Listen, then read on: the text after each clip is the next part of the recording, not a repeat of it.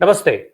राहुल गांधी की लोकसभा सदस्यता रद्द हो गई, जिसके बाद कांग्रेस की तरफ से कई सारे दावे किए जा रहे हैं। ये जो दावे हैं, वो है कांग्रेस की आने वाले समय में जो रणनीतियां होंगी उसको लेकर के। साथ ही साथ बात विपक्षी एकता की हो रही है, क्योंकि इस मुद्दे पर कांग्रेस को विपक्ष के दूसरे दलों का जो है वो समर्थन मिलता हुआ दिखाई दे रहा है। दूसरे दल खुल करके कांग्रेस के साथ खड़े दिखाई दे रहे हैं। दिल्ली के मुख्यमंत्री अरविंद केजरीवाल ने विधानसभा के अंदर जिस तरीके की बातें कही, वो निश्चित तौर पर कांग्रेस के लिए ऑक्सीजन के जैसी ही मानी जानी चाहिए। इसके साथ साथ इसका जो दूसरी तरफ देखा जाए, भारतीय जनता पार्टी लगातार राहुल गांधी को लेकर के सवाल कर रही है। यहां तक सवाल उठाए जा रहे हैं कि क्या राहुल गांधी खुद को कानून के ऊपर मानते हैं। इसके अलावा और कई सारे आरोप भी राहुल पर लग रहे हैं। तो इन सारे मुद्दों पर आज हम बात करेंगे। हमारे साथ मौजूद है प्रोफेसर रविकांत सर, जिनको अक्सर आप लोग सुनते रहते हैं। हमारे चैनल पे भी अपनी जो टिप्पणियां हैं उनकी वो बेहद बेबाकी से देते हुए हम लोग उनको सुनते हैं। और आज हम उन्हीं से कुछ सवालों के जवाब ढूंढेंगे, इसको जानने की कोशिश करेंगे कि कांग्रेस के लिए आने वाला समय जो है वो कैसा होने वाला है। सर, बहुत स्वागत है आपका। बीते दिनों जो राहुल गांधी के ये जो घटना हुई, जो उनकी लोकसभा सदस्यता रद्द हुई, इसके बाद उनको भाई सजा हो गई, लोकसभा की सदस्यता रद्द हो गई। कांग्रेस के लिहाज से आप इसको कैसे देख रहे हैं? देखिए, जब से राहुल गांधी सांसद के तौर पर अयोग्य घोषित हुए हैं, तब से मुझे लगता है कि ये बात बहुत स्पष्ट हो गई है कि विपक्ष के सबसे योग्य नेता हैं राहुल गांधी। क्योंकि आज की तारीख में जिसको इस तरह के तमगे मिल रहे हैं, जिस पर एफआईआर हो रही है, जिसको सजा हो रही है, जिसको जेल भेजा जा रहा है, या जिसकी आलोचना हो रही है, अब तो मैं ये कहूं कि जिसको अगर देशद्रोही घोषित किया जा रहा है सत्ताधारी दल के द्वारा, तो उसे आप समझ सकते हैं कि वो सच में इस देश की एकता, अखंडता और इस देश के सौहार्द, सामाजिक सद्भाव के साथ खड़ा हुआ है, उसके लिए लड़ाई लड़ रहा है। राहुल गांधी पिछले अगर एक साल को देखें तो लगातार सड़क पर जूझ रहे हैं। उन्होंने जो लंबी 4000 किलोमीटर की पैदल भारत जोड़ो यात्रा की और वहां से कन्याकुमारी से लेकर के कश्मीर तक जिन सवालों को उन्होंने उठाया और उन सवालों को उठाया जो उन्होंने पब्लिक से प्राप्त किए, लोगों ने उनसे डिस्कस किए, चाहे वो महंगाई का सवाल हो, बेरोजगारी का सवाल हो, यहाँ तक कि दैहिक उत्पीड़न का सवाल, जिसको लेकर के राहुल गांधी के घर में पुलिस पहुंची। इन तमाम सवालों को राहुल गांधी एड्रेस कर रहे हैं। और उसके बाद जब उन्होंने हिंडनबर्ग की रिपोर्ट के आधार पर नीरव मोदी को घेरा और उसमें मोदी जो घेरा गया और नरेंद्र मोदी के साथ उनके रिश्तों को जब जोड़ा राहुल गांधी ने, उसके बाद आप देखिए सबसे ज्यादा राहुल गांधी को उनको घेरने की कोशिश हुई। राहुल गांधी पर तमाम तरह की फप्तियां कसी गई और फिर वो जब ब्रिटेन गए, उन्होंने अपने पुराने यूनिवर्सिटी में कैम्ब्रिज में व्याख्यान दिया, फिर प्रेस कॉन्फ्रेंस की और जो बातें उन्होंने वहां पर कही कि इस देश का लोकतंत्र खतरे में है। और उन्होंने ये भी कहा कि सबसे बड़ा लोकतंत्र इस दुनिया का अगर वो खतरे में पड़ता है तो फिर जो पश्चिमी देश है या जो अमेरिका है, जिस लोकतंत्र को लेकर के बड़े बड़े दावे करता है, वो भी कहीं खतरे में पड़ सकता है। तो राहुल गांधी जो आर्थिक सवाल उठा रहे हैं इस देश में, खास करके करप्शन के, जो गौतम अडानी और नरेंद्र मोदी के जो रिश्ते रहे हैं और कैसे गौतम अडानी नंबर 2 के सबसे बड़े अरबपति हो गए और फिर जैसे ही हिंडनबर्ग ने उस रिपोर्ट को छापा और उसके बाद शायद अब वो 38 नंबर पर पहुंच गए हैं, तो ये जो हजारों करोड़ रुपए का नुकसान हुआ है, इसका असर किस पर होगा? इस देश के मिडिल क्लास पर, क्योंकि इसमें एलआईसी का पैसा है, एसबीआई का पैसा है, इस देश के गरीब लोगों पर। और इस सवाल को राहुल गांधी जब से उठा रहे हैं तब से बीजेपी और आरएसएस, मैं ये भी जोड़ दूं कि आरएसएस पर भी लगातार राहुल गांधी प्रहार कर रहे हैं। जब उन्होंने ब्रिटेन में ये कहा कि आरएसएस और मुस्लिम ब्रदरहुड एक ही तरह की संस्थाएं हैं, एक ही तरह की उनकी कार्यशैली है, तब से इस देश में जो आरएसएस है वो भी बौखलाया हुआ है और राहुल गांधी को किसी तरीके से उनकी आवाज को बंद करने के लिए, उनको डैमेज करने के लिए, उनको डिफेम करने के लिए साजिशें हो रही थी। और मैं साजिश इसलिए कह रहा हूं कि जिस तरह से ये केस आया है, आप देखिए जिस व्यक्ति ने मानहानि का मुकदमा किया वो हाई कोर्ट में जाकर के स्टे लेता है और फिर अचानक 1 महीने के भीतर वो ऐसा क्या होता है कि वो स्टे वेकेंट कराता है, फिर सेशन कोर्ट में आता है, बोलता है कि नहीं साहब इसको आगे बढ़ाया जाए, और निर्णय क्या आता है? मानहानि के मुकदमे में अधिकतम 2 वर्ष की सजा राहुल गांधी को होती है और राहुल गांधी की सदस्यता रद्द होती है। और इसलिए मैं कह रहा हूं कि जो आज आयोग घोषित हुआ है उसने ये साबित कर दिया है कि विपक्ष का सबसे योग्य सांसद है और उसका नाम राहुल गांधी। एक इसी से चूंकि जो हम बात कर रहे थे अडानी को लेकर के, तो अभी तक राहुल गांधी ने जो मुद्दे उठाए हैं, चाहे वो अडानी के साथ भारतीय जनता पार्टी का या प्रधानमंत्री के संबंध की बात हो, या जो सरकारी एजेंसियां हैं उनके दुरुपयोग का आरोप जो वो लगाते रहे हैं खुल करके, और साथ ही साथ अभी जो लंदन में उनका जो कैम्ब्रिज में भाषण हुआ जिसमें उन्होंने लोकतंत्र के खतरे की बात की, विपक्ष की आवाज को दबाए जाने की बात की, मीडिया और न्यायपालिका को दबाए जाने की बात की, तो ये जितने भी आरोप अभी तक भाजपा या केंद्र की सरकार पर राहुल गांधी ने लगाए हैं, कहीं ना कहीं क्या अब ये लग रहा है कि भाजपा अपने ही जो इनके कदम जो उठा रही है कांग्रेस या राहुल के खिलाफ, उससे वो दावे कहीं सच होते हुए दिखाई दे रहे हैं? डेफिनेटली ये और ज्यादा साबित किया जा रहा है, और अब साबित उस लेवल पर किया जा रहा है कि राहुल गांधी को ही आप उनको डिफेम करें। उनको सजा हालांकि कोर्ट के जरिए मिली है और उस पर सवाल नहीं खड़ा किया जा सकता है, लेकिन जो पूरी प्रक्रिया है वो शक के दायरे में है। और राहुल गांधी ने क्या कहा कि हम पार्लियामेंट में उन आरोपों पर बोलना चाहते हैं जो 4 मंत्रियों ने लगाए हैं मेरे ऊपर।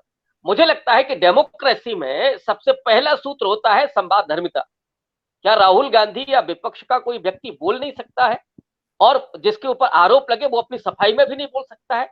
यह मौका मिलना चाहिए था डेमोक्रेसी में और नहीं दिया गया। तो इसका मतलब है कि राहुल गांधी जो आरोप लगा रहे हैं वो खुद मोदी सरकार ये साबित कर रही है कि हाँ, भारत की डेमोक्रेसी खतरे में है। संस्थाओं के हाल हम लोग जानते ही हैं। सीबीआई, ईडी और इनकम टैक्स, उनके छापे कहां पड़ रहे हैं? 96% छापे या 95% छापे विपक्ष के लोगों पर पड़ रहे हैं। वैसे ही गुजरात में जिस सूरत की सेशन कोर्ट ने राहुल गांधी को सजा दी है, उसी गुजरात में कांग्रेस पार्टी के पूर्व नेता हार्दिक पटेल पर कई देशद्रोही के केस हैं, लेकिन जब से वो बीजेपी में गए हैं तब से उनका कोई केस ओपन नहीं हो रहा है। और ऐसा एक नाम नहीं है, हेमंत बिस्वा शर्मा से लेकर के मध्य प्रदेश के मुख्यमंत्री पर पूरे एक घोटाले का आरोप, पूरा भर्ती घोटाले का आरोप लगा हुआ है। और ऐसे आप अगर नाम गिनाने पर चलिएगा तो लंबी श्रृंखला है, लेकिन उन पर कोई कार्रवाई नहीं, कोई ईडी और आईटी का छापा नहीं। लेकिन ये छापा किस पर है? कभी राहुल गांधी, कभी सोनिया गांधी को बुला करके परेशान किया जाएगा। आज जो मैंने पढ़ा है कि वहां तेजस्वी यादव से पूछताछ हो रही है। तो ये जो हालात है ये इस बात को दिखाते हैं कि जो संवैधानिक संस्थाएं हैं जो लोकतंत्र को मजबूत करती हैं, या लोकतंत्र जिनकी वजह से होता है, लोकतंत्र किसी चिड़िया का नाम नहीं है।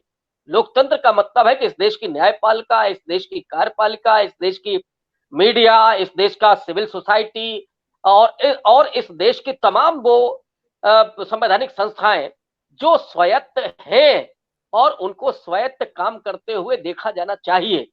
लेकिन बहुत खुले तौर पर जो हो रहा है उससे ये लगता है, बल्कि लगता ही नहीं बल्कि ये पुख्ता होता है कि इस देश की डेमोक्रेसी वाकई खतरे में है। और आज विपक्ष के समूची पार्टियों के लोग इक्का दुक्का को छोड़ करके एक जगह आकर के सड़क पर वो ये कह रहे हैं कि लोकतंत्र खतरे में है, और उस समय भी पुलिस उनको मार्च नहीं करने देती। तो जिस देश में आंदोलन नहीं होंगे, जिस देश में विपक्ष की आवाज नहीं होगी, जिसमें पूरे तंत्र को पुलिसिया तंत्र में तब्दील कर दिया जाएगा। और अभी रामनाथ गोयन का पुरस्कार अवार्ड में जो एक सज्जन ने बोला कि साहब एक पत्रकार जो सवाल करेगा वो जेल जाएगा, एक पत्रकार जो ये लिख देगा कि मोदी जी के अपनी गांव में जो गोद लिया था उन्होंने, उसमें गरीब लोग घास की रोटी खा रहे हैं, वो जेल चला जाएगा। या जो भी बोलेगा उसको जेल भेज दिया जाएगा। आप मोदी के खिलाफ तो एक लफ्ज नहीं बोल सकते हैं, हाँ बीजेपी के खिलाफ आप बोल सकते हैं, लेकिन मोदी तो वो क्या कहा जाए, वो ईश्वर के अवतार हैं, शहंशाह हैं, बेसिकली तानाशाह है। उनके खिलाफ एक लफ्ज नहीं बोला जा सकता, और जिसने बोला वो उस पर एफआईआर होगी, कहीं उसको परेशान किया जाएगा। तो तो ये जो हालात हैं वो मैं नहीं समझता कि लोकतंत्र को कहीं दिखाते हो, लोकतंत्र का ये अक्स हो। और इसीलिए राहुल गांधी जितनी बातें भी कह रहे हैं वो अब प्रामाणिक हो रही है। और आज पूरे विदेशी मीडिया में आप देखिए, चाहे ब्रिटेन की मीडिया हो, अमेरिका के एक सांसद ने बाकायदा कहा है कि ये गांधी के दर्शन की हत्या हो रही है। तो आज पूरी दुनिया की मीडिया राहुल गांधी के पक्ष में खड़े होकर के और इस देश में लोकतंत्र के खतरे की अगर बात कर रहा है तो उससे ज्यादा और प्रामाणिक क्या होगा कि राहुल गांधी जो कह रहे थे उसमें चीजें ठीक थी कि नहीं थी। वो चाहे कुछ अब सत्ता पक्ष कहता रहे, अब उसको मोड़ देंगे कि नहीं साहब ओबीसी को वो अपमानित कर रहे हैं। अब इसमें उनको लगा कि ये चूक हो गई है तो अब ओबीसी एंगल लेकर के आ गए। नहीं, लेकिन सर भाजपा तो सीधे सीधे ये कह रही है, भाजपा की तरफ से जो बयान आ रहा है उनका कहना है कि भाई ईडी सीबीआई या तमाम जांच एजेंसियों के दुरुपयोग का विपक्ष आरोप लगा रहा है, पर जो मामले दर्ज हैं उसमें 95% मामले ही विपक्ष के नेताओं पर दर्ज हैं। तो फिर जांच किसकी कराई जाएगी? जब जांच होगी तो लोग कहेंगे कि आरोप लगाया जा रहा है। तो इसमें सरकार क्या कर सकती है? भाजपा का तो सीधे सवाल है ये। अब सरकार में आने के बाद कितने मुकदमे वापस लिए जाते हैं? हम लोग जहां बैठे हैं, योगी जी ने अपने ही शायद 2 दर्जन मुकदमे थे उनको वापस कर लिया। तो मुकदमे भी किस पर लगेंगे? ये पुलिस आपके पास है तो मुकदमे भी तो उन्हीं पर लगेंगे। हेमंत बिस्वा शर्मा पर नहीं है क्या? या बंगाल के उन लोगों पर नहीं है क्या जो बीजेपी में शामिल हो गए? तो या इन पर नहीं है क्या? हार्दिक पटेल पर? जितने बीजेपी में लोग हैं उन पर वो सारे मामले हैं, लेकिन हाँ पहले के हैं। इस सरकार में उन्हीं मामलों को बनाया जाता है। और मैं तो कह रहा हूं कि जो रेट है इसका, जिसमें सजा हुई है, जरा उसको आप देख लीजिए। संभवतः अभी मैं ठीक ठीक नहीं कह सकता, लेकिन 10% के नीचे है, शायद 2 या 2.5%। तो जिसमें कन्विक्शन रेट 2 से 2.5% हो, इसका मतलब है कि अधिकांश जो मामले हैं वो फेक है। और जब अधिकांश मामले फेक आरोपित किए जाते हैं तो फिर परेशान करना बहुत आसान है। तो विपक्ष के लोगों पर आपने उस तरह के मुकदमे दायर किए हैं और उनको परेशान करना, उनको बदनाम करना, ये तो पुरानी रणनीति है। और ये सिर्फ नेताओं पर नहीं, आप तो जेएनयू को भी कह देंगे कि टुकड़े टुकड़े गैंग है। एक विश्वविद्यालय है जिसमें पढ़ाई होगी, जिसमें थोड़ी लड़ाई भी होगी, आंदोलन भी होगा। विद्यार्थी अपने हक की बात नहीं करेंगे क्या? वो विद्यार्थी क्या देश को लेकर के चिंताएं नहीं करेंगे क्या? लेकिन आप उनको भी कह देंगे कि ये तो देशद्रोही है, वहां पे बहुत सारे लोगों पर मुकदमे हैं। तो आप क्या कहेंगे कि ये सारा देश ही देशद्रोही हो गया है? मतलब कोई तो बोलेगा, आप तो तानाशाह हो जाएंगे। तो जो एक पार्टी सिस्टम ही लेकर के आइए, सारे लोगों को खामोश कर दीजिए। अगर ये होगा तो फिर आप लोकतंत्र ना कहें उसको। मैं तो ये कह रहा हूं ना, अपील करता हूं कि बीजेपी कहे कि नहीं साहब अब लोकतंत्र पुराने जमाने की बात हो गई, अब लोकतंत्र नहीं है। सर लोकतंत्र कहाँ? उनके लिए तो ये कहा जाता है ना कि वो तो हिंदू राष्ट्र की बात करते हैं, वो लोकतंत्र की बात ही क्यों करेंगे वो? लेकिन वो अभी ये तो कहते हैं कि साहब देखिए हम तो चुनाव से जीत करके आए हैं, ये तो वो कहते ही हैं। हाँ, हिंदू राष्ट्र का सपना उनका है, वो कहलवाते हैं। अभी उनकी उतनी हिम्मत नहीं है कहने, क्योंकि वो जानते हैं कि इस देश का दलित, इस देश का ओबीसी, इस देश का अल्पसंख्यक, और अल्पसंख्यकों में सारे समुदाय, इस देश का दक्षिण भारत या नॉर्थ ईस्ट क्या इस हिंदू राष्ट्र के कॉन्सेप्ट पर सहमत होगा? वो जानते नहीं होगा। ये हिंदू राष्ट्र का जो फिनोमेना है वो दरअसल वोट जुगाड़ू से एक साधन है। और वो जानते हैं कि ये जो हिंदी पट्टी है, जहां पर गरीबी है, जहां पर अशिक्षा है, जहां पर सबसे ज्यादा गरीब दलित है, तो उसको अभी पढ़ाई लिखाई का उतना मौका नहीं मिला। जो अति पिछड़ी जातियां हैं, जो अल्पसंख्यक हैं, तो उनको आप 5 किलो राशन पर भरमाना चाहते हैं। और ये भी चाहते हैं कि उनको बेवकूफ बनाया जाए, तो उनको कहें कि आपको साहब ये मिल जाएगा। वादा तो आपने किया था 15 लाख देने का, 2 करोड़ नौकरियां देने का, और मिला क्या? अब आप कहने के नहीं साहब हम मंदिर बना करके दे रहे हैं, अब आप कहने के नहीं साहब हम हिंदू राष्ट्र बनाएंगे। तो ये केवल शगुफा है, लेकिन वो इस बात को जानते हैं कि हम ये कर नहीं पाएंगे। और सच्चाई ये है कि जिस दिन वो ये ऐसा करने की कोशिश करेंगे, उस दिन इस देश की जनता उनको मुंह तोड़ जवाब देगी। क्योंकि हिंदू राष्ट्र के बारे में बाबा साहब अम्बेडकर ने जो कहा था कि ये बहुजनों के लिए, ये दलित वंचितों के लिए ये सबसे बड़ा अभिशाप होगा, ये अगर हिंदू राष्ट्र बन जाता है।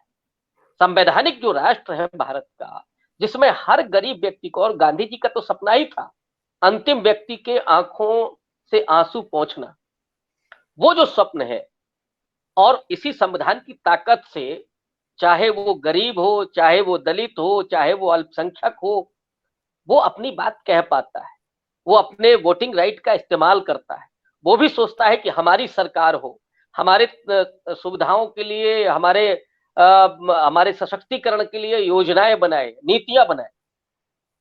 तो इसलिए उसका इसमें भरोसा है, और ये सरकार ये जरूर चाहती है पार्टी के लोगों का भरोसा लोकतंत्र से उठ जाए, लोग ये भूल जाए कि नहीं नहीं ये व्यवस्था ठीक नहीं है, तब फिर उनको तानाशाही घोषित रूप से लागू करने में आसानी होगी।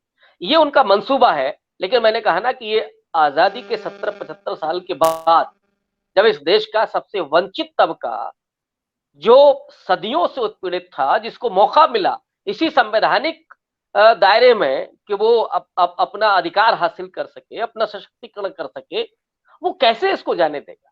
इसलिए मैं कह रहा हूं ना कि ये हिंदू राष्ट्र कहते भले ही हो, लेकिन जानते हैं कि जिस दिन ये करने की कोशिश करेंगे, उस दिन इस देश का करोड़ों अवाम उठ करके खड़ा होगा, और तब तो फिर इनके लिए कहीं जगह भी नहीं बची। विपक्ष की एकता की बात सर लंबे समय से हो रही है। अभी बीच में देखा जा रहा था कि एक थर्ड फ्रंट की बात होने लगी थी जब अखिलेश यादव और ममता बनर्जी की मुलाकात हुई थी। ममता बनर्जी ने पहले ये अनाउंस किया कि वो अकेले चुनाव लड़ेंगी, फिर बाद में अखिलेश यादव की उनसे मुलाकात होती है जब वहां पे समाजवादी पार्टी का अधिवेशन होता है। इसके बाद कुछ सिनेरियो अलग दिख रहा था, पर अब जब ये मुद्दा हुआ है तो फिर से ममता बनर्जी, अखिलेश यादव, अरविंद केजरीवाल और सहित तमाम जो नेता थे वो एक बार फिर कांग्रेस के पाले में आकर के खड़े हैं। तो अब 2024 की क्या जो है वो नई रणनीति दिखाई दे रही है इस विपक्षी एकता को लेकर के, और क्या भूमिका इनकी दिखने वाली है? देखिए आरपी जी, अभी आप दिसंबर तक इसी तरह का दृश्य देखेंगे कि जहां कांग्रेस वर्सेस जो अन्य राजनीतिक दल हैं, खासकर जो क्षेत्रीय दल हैं, उनके बीच कश्मकश होती रहेगी। और ये भी संभावना है कि बहुत एक मत ना हो, एकजुट ना हो।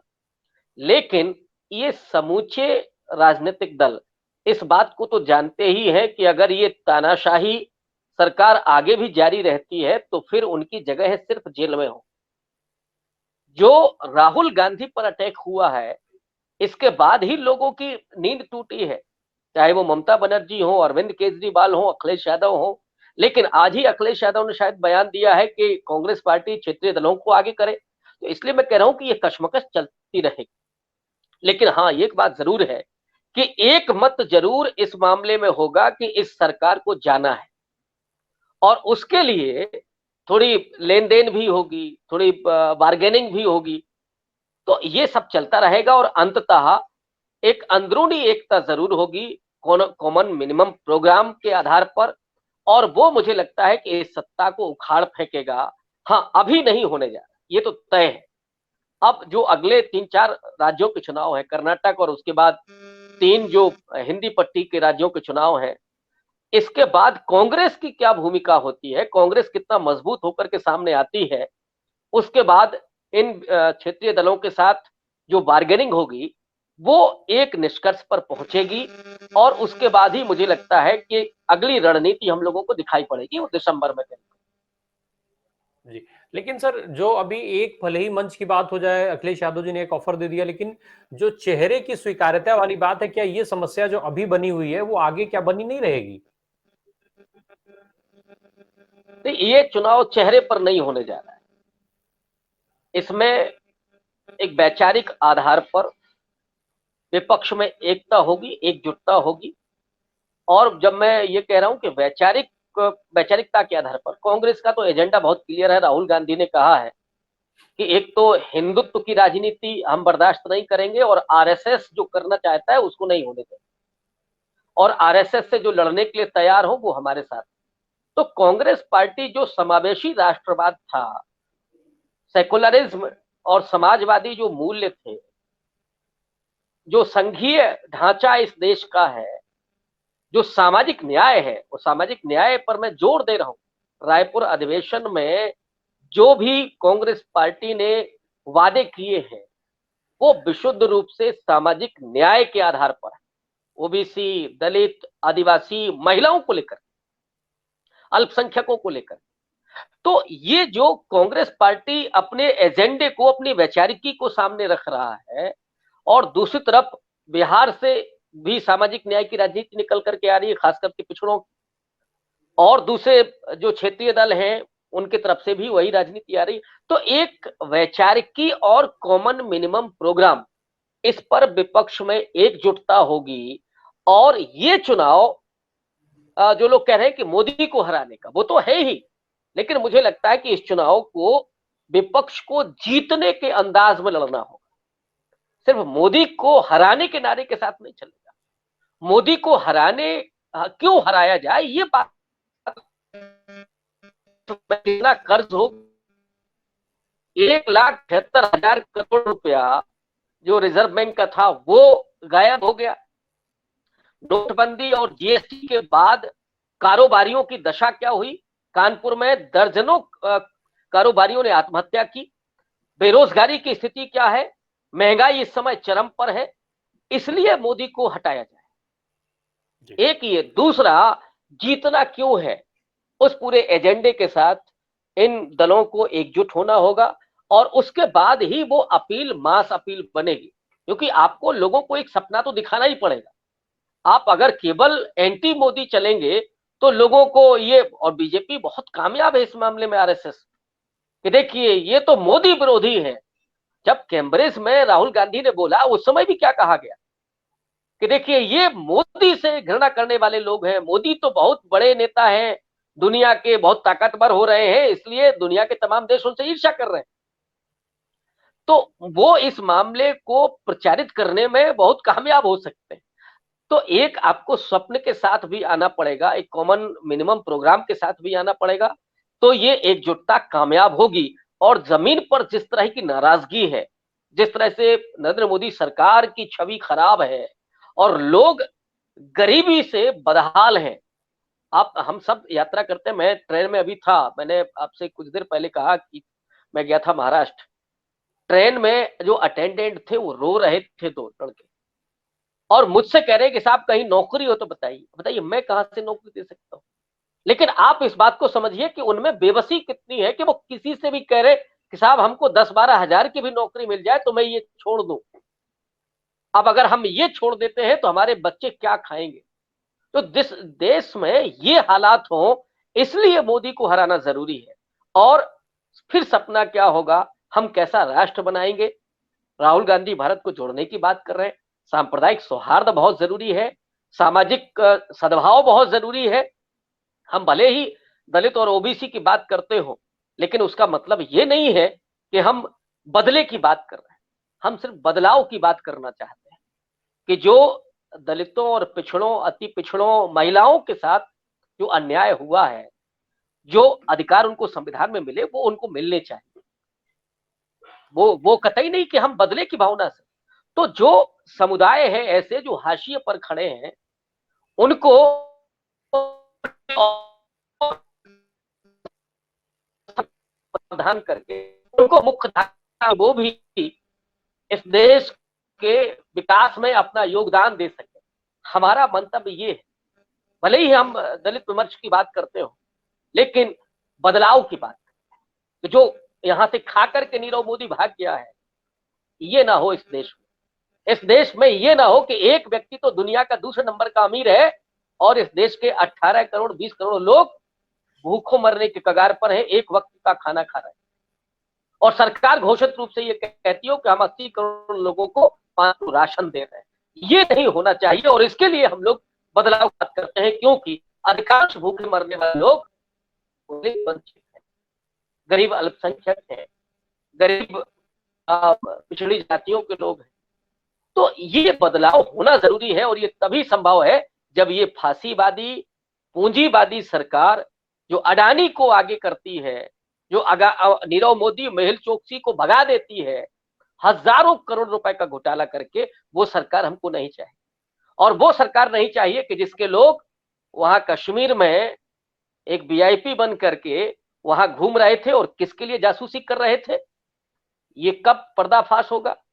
जब 14 फरवरी 2019 को कश्मीर में जो अटैक हुआ, जिसमें करीब 3 दर्जन हमारे नौजवान सैनिक शहीद हो गए, उनकी जांच आज तक क्लियर नहीं हुई, कौन उसमें गुनहगार था।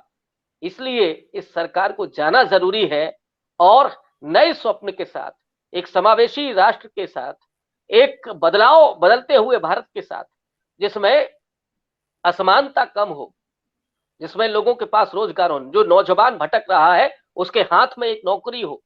इस ऊर्जा को हम इस देश के प्रोडक्शन के लिए लगाएं, जहां उत्पीड़न नहीं हो, किसी महिला को रात को निकलने में डर न लगता हो। हालांकि ये बहुत आदर्श है, लेकिन फिर भी कम से कम डर लगता हो। ये इस तरह का राष्ट्र हमको बनाना है जहां नफरत ना हो, अपनी बात कहने का मादा हो लेकिन नफरत ना हो। इस तरह का राष्ट्र बनना चाहिए और यही सपना हम लोग इस अमृत काल में, हालांकि वो मृत काल है, अमृत काल जिनके लिए है वो सरकार में बैठे हुए लोग। जी, अंतिम सवाल चलते चलते एक संक्षिप्त सा जवाब। कांग्रेस आरोप लगा रही है साजिश का, कि ये सारी चीजें साजिश की गई हैं। भाजपा कह रही है कि ये सब कुछ न्याय संगत है।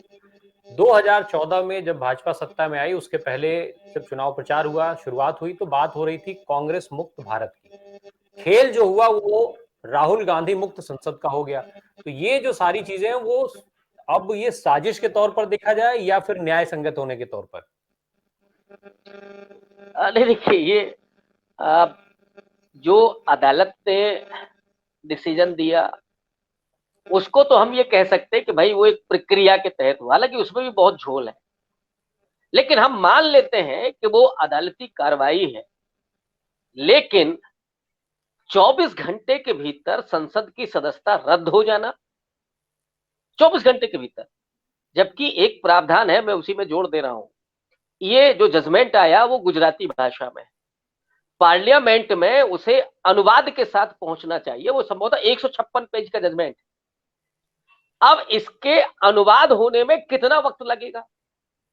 चलिए मान लेते हैं कि 2 घंटे में किसी ने अनुवाद किया, और उसके बाद उसको कौन सी रफ्तार से वो दिल्ली पहुंचा, उसी 23 मार्च की तारीख में सदस्यता रद्द कर दी गई। तो साहब ये हो कैसे रहा है? क्या ये देश नहीं देख रहा है? क्या पत्रकार नहीं देख रहे हैं? इस देश के बुद्धिजीवी नहीं देख रहे हैं इस बात को?